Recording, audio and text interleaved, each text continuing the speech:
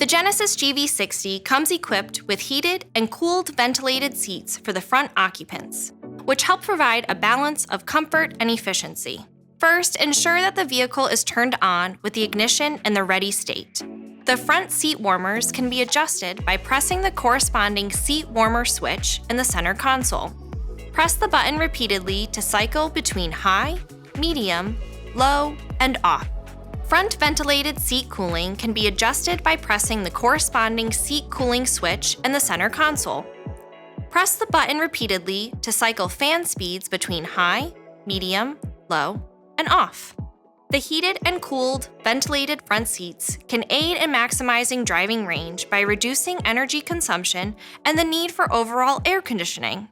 The heated and ventilated seats default to the off position whenever the GV60 is turned off and then turned back on. For more information, be sure to explore the how-to videos on the Genesis USA YouTube channel, as well as consult owners.genesis.com and your owner's manual.